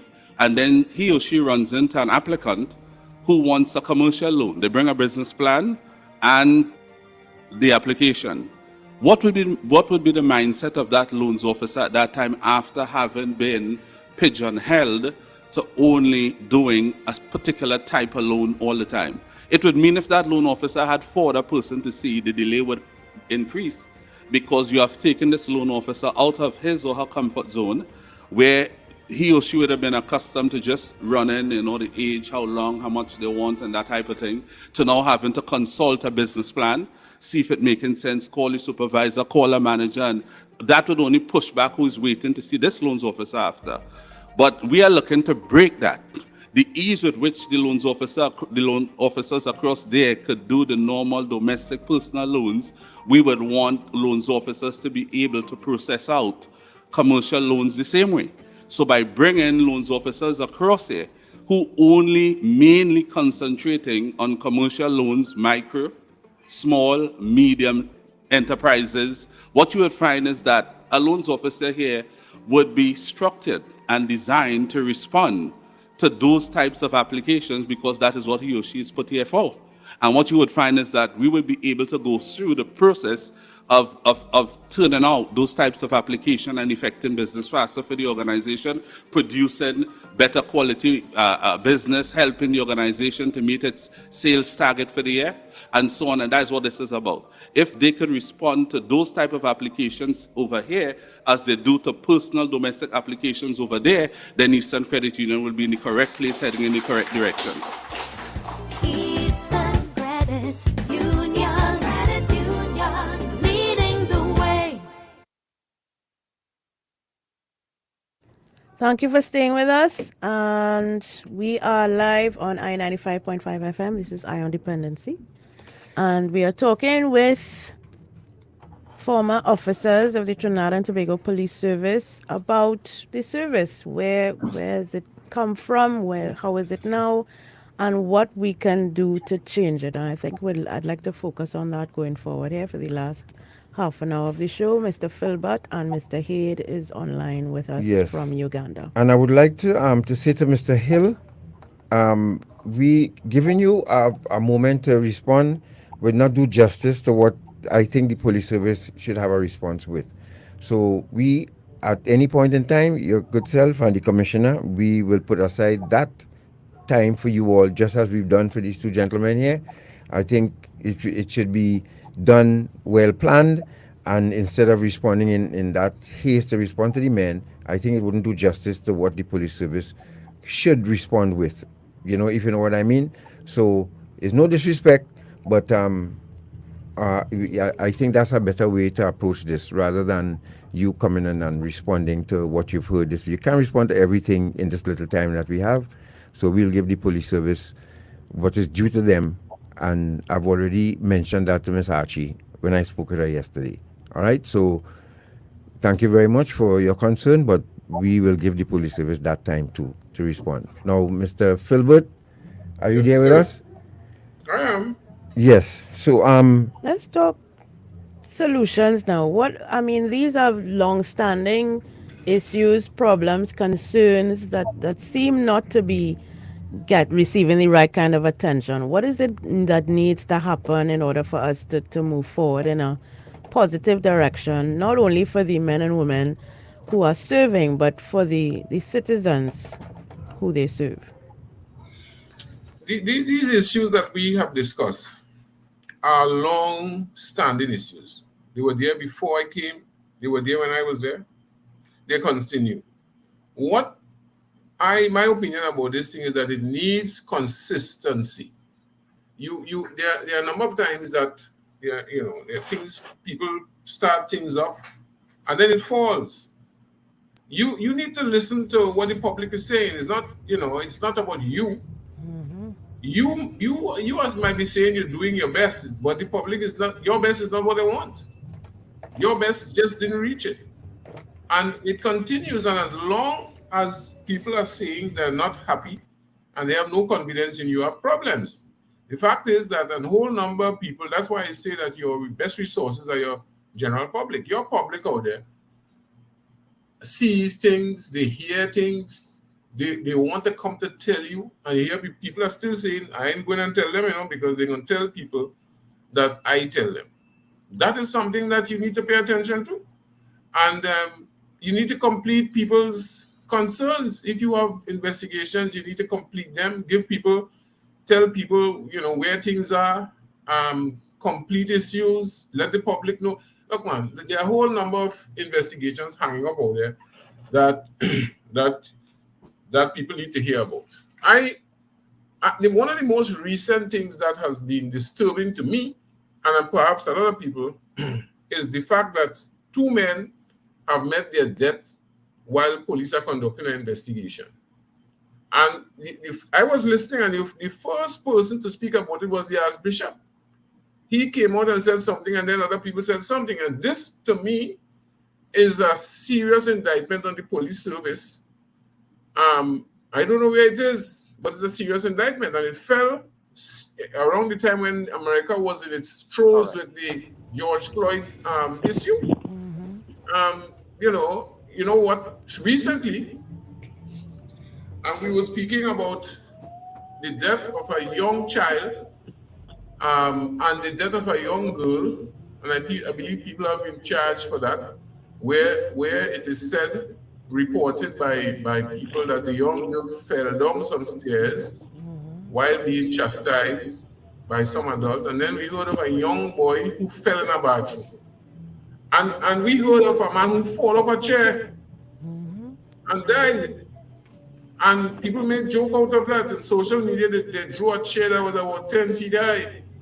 And, you know, for the sake of investigations, and the police understand when I talk about rule 1, anybody who came to tell you that the man fell off a chair ought to have been cautioned and asked, according to the judge's rules, how did you get that information? I don't know if that was done. You know, and so is it that we take it for granted that, well, if the time passes, we don't have to answer? That is a millstone around the police service neck. All right, speaking of which, Mr. Philbert, stick a pin. We have Mr. Hayde back. Now, speaking of which, gentlemen, there's something that have been a bugbear for years in the Trinidad and Tobago Police Service, the issue of body cameras. Now, we're going to show you something here, and we'd like you to comment on it. And the question is, should we make haste to make this happen? As a matter of fact, should body cameras be issued from training in the academy so that they get them accustomed to using it, so that when they come out, it'll be part of their ensemble? I'm Shortman, the one with the police officer chasing the guy from the gas station. I want us to look at that for a minute. Look at this interaction and see how this police officer was justified in his response. So Shortman, show that video quick. Let's go to that. Are there people fighting out here? People fighting out here? No? How you doing today, sir? Those of you who are listening, a police officer is approaching a gas station now because of something that happened. He got a call and he's responding to the call. Now we hear our police officers continue to send in reports of serving a warrant, occupants open fire, they return fire, but we never see it. So we just have to believe them. Now let's look at this and see, tell me what you think about this video we have been showing you here. And if our officers understand that how important having a body camera is. He has a gun, he got the beer, he's just here, standing here. He's right here. So the officer is going into the store now. He's interacting with the employees in the store. Wearing a red, red. Who are telling him what has happened and where the suspect, quote unquote, is. Right. Describing him. Now the body camera is picking up everything, that's going on right now. The body camera is seeing what's happening. Let's go. So he's back out of the gas station now, of the quick shop, heading towards the pumps. So he's following the directions given to him. Following the directions given to him by the employees of the people, right? Hey, put the gun down! Put it down! And he accosted the individual. I got an armed subject running. He's armed. Put the gun down! Put it down now! So here, every time he commanded him to put the gun down. Put the gun down now! Put the gun down now! Put it down, man! Put it down! I'm right here! Put the gun down! Put it down! Put it down! The guy turns, after a while, points the gun. He's coming towards the officer. He points the gun at him. The officer has no other choice but to put him down. Now, I support any officer who has to do this in line of duty, but the body cameras is what spoke to this incident. And puts it in context, entire interaction in context. So no officer would be doubted, and I don't know if officers here feel that we want body cameras to catch them doing wrong. No, as if somebody, the public say, the lady with two wicked lady and all of them will just come out and prevent the officers from doing their job and lie on police officers. This body camera here will prevent that from happening. Mr. Hayde, let's hear your thoughts first. Shortman, you can put back up the video again. Mr. Hayde? Normally, in modern times, the use of body cameras, especially among patrol officers. Are there people fighting out here? Okay? Right. No, there are some, it is costly, it is not a cheap alternative, but I would say that I see police officers using their cell phones while they're on patrol to take and record the images of themselves and others so they could post on TikTok and Instagram. So what is wrong with them carrying a body camera? Not every police officer is required to wear a body camera. Depends on the nature of your duties that you're performing. And it's usually for officers on patrol, officers who are going to perform certain functions like executing warrants, you understand, searching premises. And it's not only to protect, to show if the officer is facing a threat, but also to protect them against allegations of wrongdoing. Correct. That they stole something. We had a case where we saw someone searching a premises and stuffing something down in his uniform. Yes. And up to now we don't know why they can't identify that person. There are only so many people who were on that exercise. Is it a cover-up? Why we can't find out what happened? So body cameras are for patrol officers, and I will indicate again, for patrol officers and for those performing certain functions are supposed to have it. They don't have body cameras inside the station because the stations itself are supposed to have cameras of their own, Right. that they could capture interaction in the station environment. People are undercover and people doing certain kinds of other sensitive duties wouldn't be wearing body cameras. But I have known people to wear different kinds of cameras, hidden cameras, so they could capture certain things. Private detectives do it all the time, where they carry hidden cameras to capture people doing things or saying things that they could use later on as evidence. I do not understand the reluctance to carry body cameras, but it starts at the top. Mr. Philbert, let's hear your thoughts on our officers wearing body cameras. I agree. God, I was in Canada many years ago. Mr. Philbert? Yeah. Are you hearing me? Are you hearing me, Gab? Yes, we hear you now. Go ahead. Your thoughts. I said I was on a training session in Canada with the Royal Mounties many years ago. That became an issue. And what it showed as well is that an officer on traffic duty was being abused by a motorist, and because he was wearing this body camera, he couldn't retaliate verbally at all, you know. And I think it's an excellent thing. I don't know again what's the delay with that, because you see, one of the things we keep hearing every time, and you know, I ask myself the question every time. Every time there's a shooting, you hear one story, which I think everybody in Trinidad knows as a chorus. Yes. And we are not saying it's not so, but the same story is repeated every time. Now, for me, I am asking the question sometimes, you know, if it is that a man, there's a thing called suicide by cop.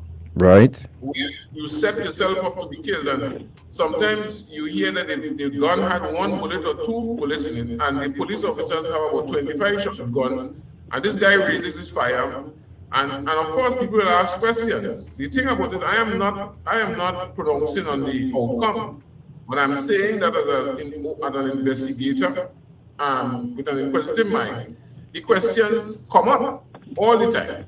It comes up that, you know, why is this story the same story that I heard the last time? And the body cameras, I agree, would help a lot in alleviating doubt and concerns. These people have relatives who always come and say that's not what happened. You have people on the scene who say that's not what happened. And I can tell you, you know, I've investigated matters where people have said things that were not true. I remember there was an incident in Montpellier many years ago where a policeman had to defend himself from a man biting him. The man said, "I have AIDS and I will bite you."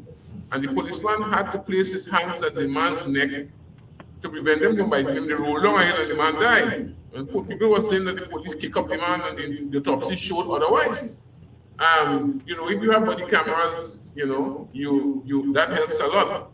Now, Mr. Philbert, Mr. Hayde, Sure, Michael, go to the next video. Mr. Hayde, Mr. Philbert, somebody posted another comment online here that we were concerned about too. Why is it that police officer, after they shoot someone, have to rush them to hospital? Isn't that counterproductive? And because first of all, they would not offer any first aid to that person. When I say they don't have that EMT training in that regard, they don't have any life-preserving machines in a police vehicle.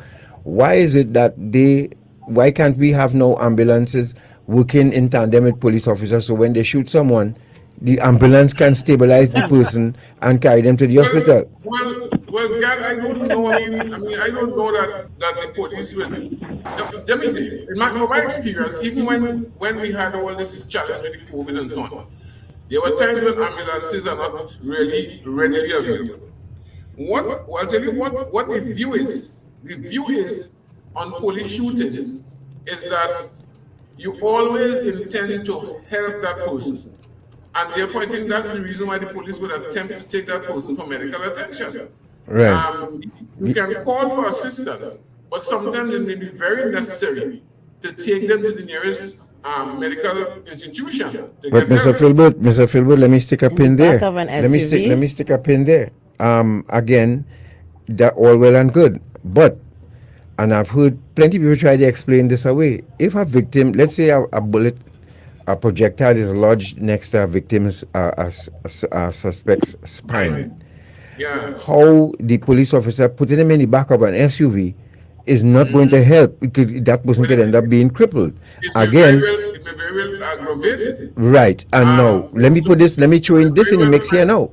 If I, as a police officer, I'm a rogue police officer, and I go into a room and a man kneel down and put his hands in the air, and I still shoot him in the head or shot him, right? You think I rushing him to hospital, I want him to be alive to tell the tale that I shot him and he doesn't have a firearm? I mean, so think about public perception. Yes, but most of the time when they are rushed to hospital, they end up dead on arrival. And public perception is, how can you, but to save all of that, those accusations coming at the police, I think they need to step up in that area too, in that regard, don't you think? No, it is impossible. Listen, whether you shoot a person or you're responsible for their injury, as a public officer, you have a duty to try to take them for medical attention. How would you like it if the police officer shoots the man and leaves him there? Bullet is not lodged close to his spine, but if he's quickly taken for medical attention, he can be revived. But they leave him there to wait for an ambulance that may take an hour, a half an hour to come, and the person dies on the scene. But Mr. Hayde did die anyway. So then it might as well wait on the ambulance. No, actually, that's not true. You'll have to show me some statistics to show how many people you are only talking about the cases where people are involved in shootouts and they die. So I would like to see the numbers, but this is different to what you're saying, that they should have ambulances following the police around, like if the police job is just to go out there and shoot at people. No. That is not what we say, Mr. Hayde. What should happen? No, what should happen? Let me say what I think you really mean. Police officers are supposed to receive certain kinds of emergency treatment training, right? So that even if they shoot somebody on the scene, there should be a police officer there who is sufficiently capable to at least stop the bleeding while they try to wait for transport or to transport the person to hospital themselves.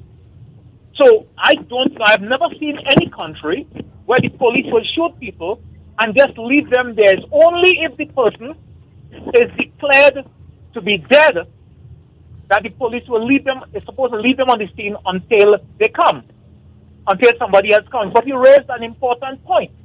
And the point you are raising inside there is that it is possible that police officers could actually remove the person from the scene in order to cover up the fact that the shooting was not kosher, was not not in line with their story. That's what, so like picking up the victim and picking up the shells and so on may in some instances, be used by officers to cover their wrongdoing.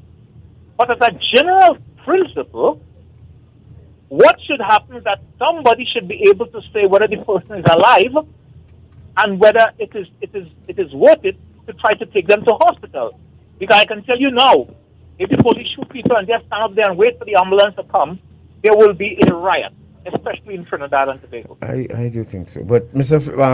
Folks, should I just put out the picture with Mr. Hawks and the Et al, the foreign cops. yes, the foreign cops. You see, ladies and gentlemen, and I think we have to do our part of this program. Not I think we will have to, because I don't think, especially with Mr. Hayde, he has not gotten justice to the some of the contributions that I know he wanted to make, and that people were looking forward to from him. Mr. Hayde, Mr. Philbert, you see the picture of these gentlemen you're seeing up on your screen here? Deputy Commissioner Vince Hawks, Deputy Director Gary Chatfield from SOCA, now the National Crime Agency, Adrian Parsons, Peter Slowly from the Toronto Police. These are people we have interviewed. And when we ask questions, we asking from a standpoint, well, you know, we're not just having this discussion because we want to bash the police service. Our Dependency have been doing research on policing over the years. Vince Hawks, Gary Chatfield was the Deputy Director of SOCA, was the unit that trained the first set of SWOT officers, the SAUTT officers in Trinidad and Tobago here, right? And we spoke with these gentlemen.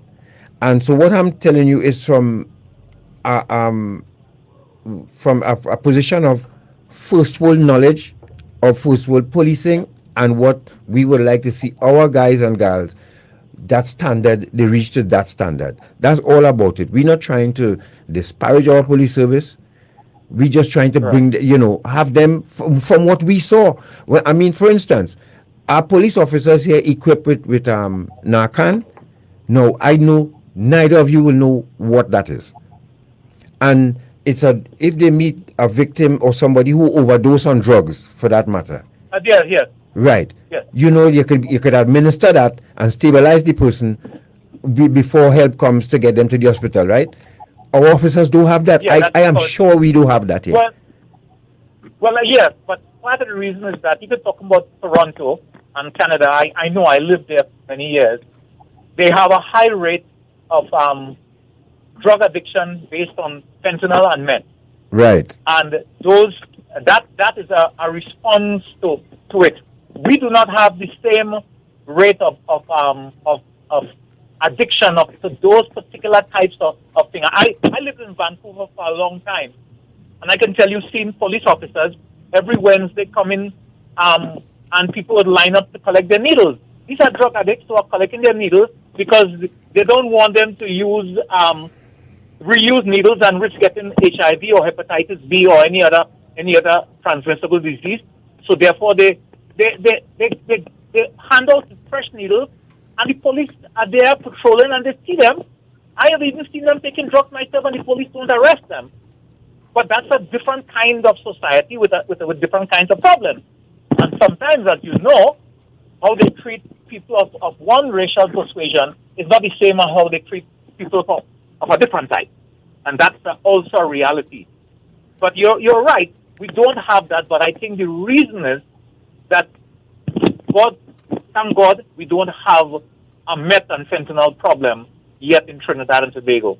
But I think the point you're making is more important than that. The point you're making is that what do we have in Trinidad, and what kind of methods we have to assist persons, victims, not people you're trying to arrest, but victims on the street, for example, when you meet them and something happens. I think you're making that point as well. Yeah. Are you not? Yes, and I mean, this is why we are offers our service, because in Canada, as you mentioned, the Center for Addiction and Mental Health, there's a normal citizen who she recovered from drugs, but the police, she's well known to the police. Now that she's recovered, you know what they do? And she doesn't have a master's degree or anything. What they do is they have her give classes to police officers very often on how to deal with addicts when they meet them. So, and we had offered to the same Dr. Alexis, and although I was given a chance to lecture at the academy on one occasion, I was told that I needed a master's degree to do other lectures. when... Which is nonsensical. Yeah, let me say something. Yes, Mr. Philbert. There was a particular man who was a well-known criminal in Southwestern Division. He joined, he was part of the 114, he went to prison. I brought that man, when he left, he became a Christian, and I brought him to the CID Port. It's been on 2 occasions to lecture to the detectives about his involvement in crime and what they miss with criminals. The man got a standing ovation and a plaque, and I'll tell you, we asked the police some questions that they could not answer. I don't understand this thing about the masters. You understand? Yeah. A person I don't understand. In a particular field that they excel in. Gentlemen, just as we suspected, Mr. Hayde, we have 2 minutes before wrap-up time. Just as we suspected, this time really flies really fast, and especially when you're having good conversation. And I would ask you, gentlemen, to commit now to a part 2 of this program so that we could continue the discussion, and then we have the police service respond. How you feel about that? Yes. Yes. I don't have a problem with that, but I thought that we had, satisfied you and your listeners. No, you haven't said. There are a lot of questions. There are a lot of questions that maybe coming in that need I know my Mr. Hayde is to come. Let me just say something. I am being as frank as I am with this because I want to see better in the police. Yes. I am not necessarily criticizing the police. And Mr. Hayde and I discussed that. We are not doing that. Yes. The police, we need to face facts as they are. There are some hideous things that I have experienced. I haven't even touched that. Right. We need to deal with those issues of managing the police service, of ensuring standards, and ensuring that, in the UK, they just failed in the sense that there was a man working in the Metropolitan Police who was known as and called rapist. Nobody did anything until some time ago he kidnapped and raped a woman, and the whole service has to account for that. Right.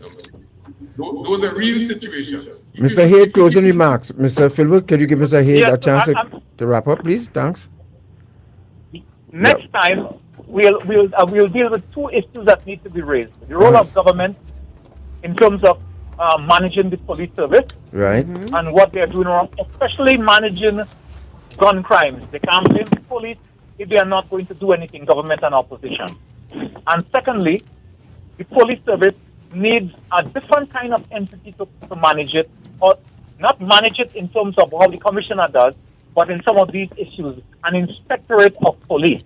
To be accountable to, led by civilians. People killed, not by civilians per se, but by people, particularly officers of senior officers or ex-officers of people and civilians who have skills. So in 3 areas, and you could have different entities doing it: monitoring and evaluation, training and development, and investigation and discipline. Totally agree with that. That's where the service is falling down, and you have to have something to do. The Police Complaints Authority can do it, and the Police Professional Standards Unit is policing itself. You can't put the fox to guard the hen house. Thank you very much, Mr. Hayde. I'm saying that the police cannot police. Yes. Mr. Hayde, agreed. Thank you so much. Talk about that more next time. Thank you so much. We talk about that on the other program, on the part 2 of this program. All right. Thanks again. All right. God bless you all. Take care. News up next with Mr. Daily Knock, followed by Roger Lee Aping and Dominic Ali Prasad will take 2. Good Have afternoon. a great day, folks. Take care. Don't let them drop, keep them up. Don't let them drop, keep them up. Put your hands them up. Don't let them drop, blood up. Well, let me tell you now, I come in the name of the law. So what I identify myself for? I have all rights to kick in your door and make your life face down on the